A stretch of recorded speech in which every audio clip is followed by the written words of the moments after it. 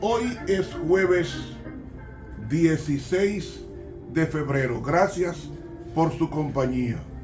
Con ustedes, el profesor Ramón Romero, quien está invitando por este medio a estudiar la lección número 7 a uno de estos mis hermanos pequeños. El versículo que se ha tomado para grabar en memoria durante esta es: entonces el rey dirá a los de su derecha: vengan, benditos de mi Padre, hereden el reino preparado para ustedes desde la fundación del mundo. Mateo 25, 34. Oh bendito Señor, necesitamos tu gracia para poder interpretar tu santa palabra. Envía tu Espíritu y danos la inspiración de este, para gloria de tu nombre, en Jesucristo nuestro Creador. Amén. Para hoy jueves 16 de febrero, ¿has visto a mi siervo Job? Job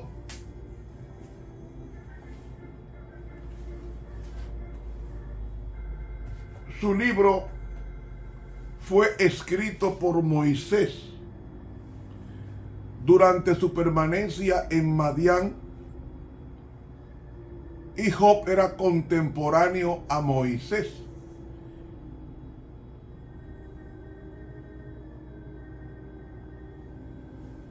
Job era un hombre de Uz. Uz correspondía a Edom, a Esaú, y era hombre con las características de perfecto, o sea, no tenía ningún defecto moral, era recto, cumplía fielmente la palabra de Dios, era temeroso de Dios. El verbo temer ahí es el verbo yaré, que representa la obediencia a los mandamientos de Dios, porque dice luego Apocalipsis: temed a Dios y dadle gloria, porque la hora de su juicio ha venido. Y el mismo Salomón en Eclesiastés 12 dice 13: el fin de todo el discurso es este: teme a Dios guardando sus mandamientos. Es decir, este es un hombre que obedecía los 10 mandamientos con rectitud, pero también dice apartado del mal. No tenía ninguna vinculación con lo deletéreo, con lo negativo, con lo que ofende a Dios. Y oiga esto, lo que le pasó a Job acontece a cada persona aquí en la tierra, especialmente a los domésticos de la fe. Y Satanás cada día nos pide destruirnos por nuestra vida no correcta. Pero Dios tiene una plena confianza en ti y en mí, porque aún defectuosos, Él quiere glorificar su nombre en nosotros si le permitimos entrar. Y en el versículo 8 de Job capítulo 1 dice: y Jehová dijo a Satán: ¿no has considerado a mi siervo Job, que no hay otro como él en la tierra, varón perfecto y recto, temeroso de Dios y apartado del mal? ¿Saben ustedes qué edad tenía Job cuando estaba entrando en la gran crisis de prueba? Alrededor de 75 años tenía Job, porque las tentaciones y las pruebas acontecen a todos. ¿Y sabe qué pasa con Job? Es que siendo fiel lo pierde todo. Y al perderlo todo, él no se queja de Dios, porque dice, si Jehová dio y Jehová quitó, su nombre sea bendito, porque lo que yo tengo le pertenece a él. Y este hombre se levantaba cada mañana y ofrecía holocaustos a favor de sus hijos. Amigo, ¿qué es lo bueno de Job? Lo bueno de Job es que con su riqueza, como dice Job capítulo 29 y el versículo 12, dice, porque libraba al pobre que gritaba. O sea, la riqueza que tenía él no era egoísta, era una riqueza que la compartía con el necesitado. Y agrega, y al huérfano que carecía de ayudador. La bendición del que se iba a perder, o sea, que iba a morir en pobreza, venía sobre mí, y al corazón de la viuda daba alegría. ¿A quiénes? Al pobre y a la viuda. Un hombre multimillonario. Y digo multimillonario porque la Biblia nos dice que tenía una hacienda con 7,000 ovejas, óigalo bien, y 3,000 camellos, 500 yuntas de bueyes, 500 asnas y muchísimos criados, y era aquel varón grande más que todos los orientales. Un hombre riquísimo, riquísimo. Pero cuando había un necesitado llamado pobre o llamado viuda, él asistía a ambas personas con sus teneres, porque vivía para los demás y no para sí mismo.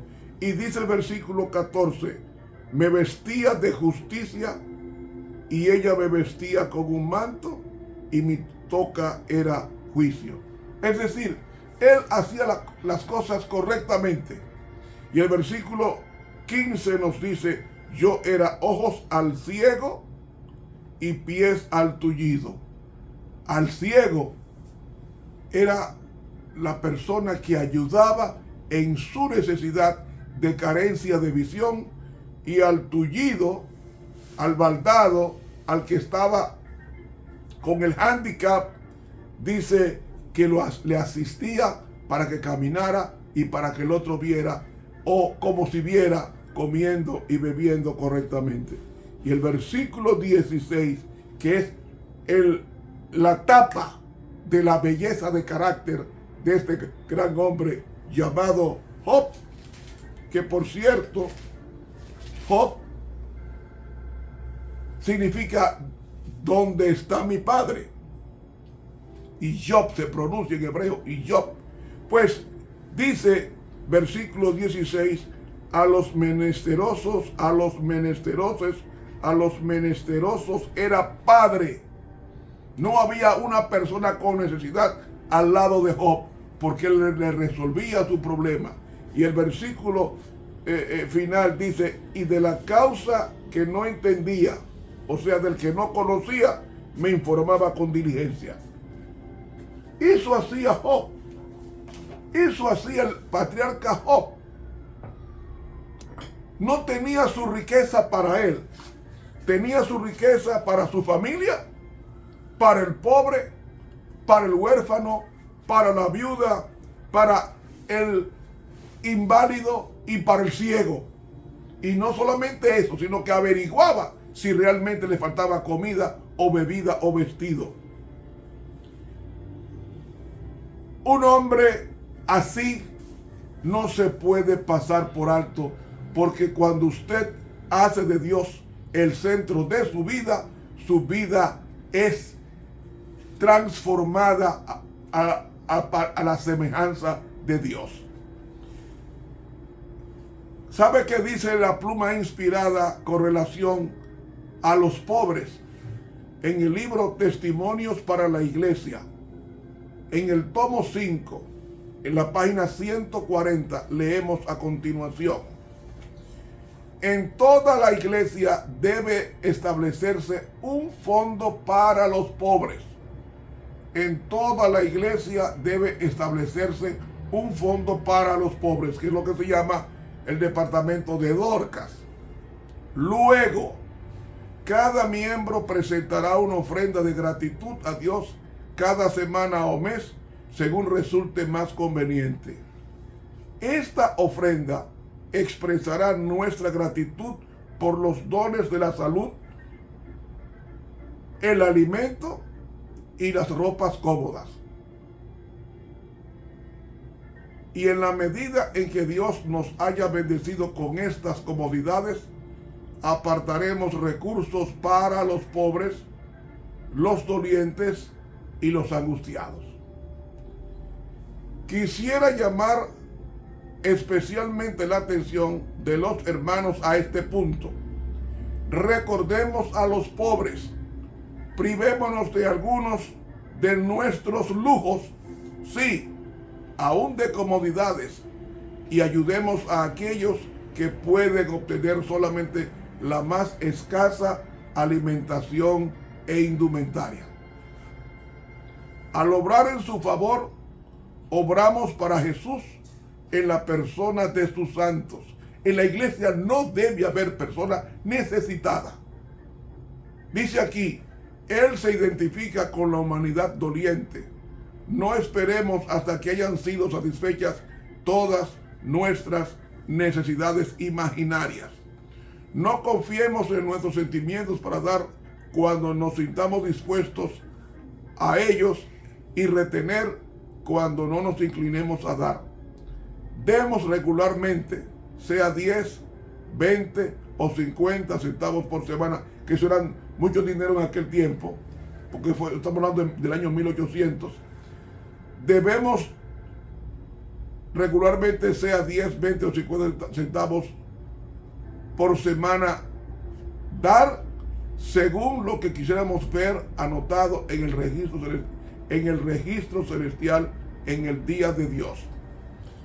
Queremos agradeceros por vuestros buenos deseos, pero los pobres no pueden vivir cómodamente solo con buenos deseos. Deben recibir alimentos y ropas como pruebas tangibles de vuestra bondad. Dios no quiere que ninguno de sus seguidores mendigue su pan. Os ha dado en abundancia para que podáis suplir las necesidades que ellos no alcanzan a suplir con su laboriosidad y estricta economía. No esperéis a que llamen vuestra atención a sus necesidades. Obrad como Job. Lo que él no sabía, lo averiguaba. Haced una gira de inspección y ved lo que se necesita y cómo puede suplirse mejor. Testimonios para la Iglesia, tomo 5, páginas 140 y 141. Ser cristiano, grábese esto en toda la lección. Ser cristiano es parecerse a Cristo. Y yo hago una pregunta. ¿Cómo hacía Cristo? Lea conmigo el libro de Hechos, capítulo 10 y el versículo 38. ¿Cómo era Cristo? Dice aquí, cuanto a Jesús de Nazaret, cómo lo ungió Dios del Espíritu Santo y de potencia, el cual anduvo haciendo bienes. La mejor traducción es el bien, así está en el griego, el cual anduvo haciendo el bien y sanando a todos los tiranizados por el diablo, porque Dios era con él. Eso es ser cristiano. ¿Qué es ser cristiano? Ser ungido del Espíritu Santo. Segundo, ungido con poder. Tercero, andar haciendo el bien. Y cuarto, sanando a los tiranizados por el diablo. Con esto revelaba que Dios estaba con él. Cristiano es parecerse a Cristo. No es ir a la iglesia, sentarse en un banco, decir amén y regresar a la casa. No, eso es liturgia o eso es culto. Pero cristiano es aquel que vive como Cristo vivió. ¿Y cómo vivió Cristo? Lleno del Espíritu Santo, Y una persona llena del Espíritu Santo puede sanar, puede hacer el bien, puede liberar a los que se sienten mal, tiranizados por el diablo, por una enfermedad o por un demonio. Esto manifiesta que realmente somos de Cristo cuando hacemos lo que Él hizo. Mis hermanos, el tiempo se acabó. Dios nos bendiga. Suscríbase a este canal de YouTube e invite a otros a que se suscriben a este canal. Mis hermanos, Dios nos bendiga. Para mañana viernes vendremos con el repaso general de la lección número 7.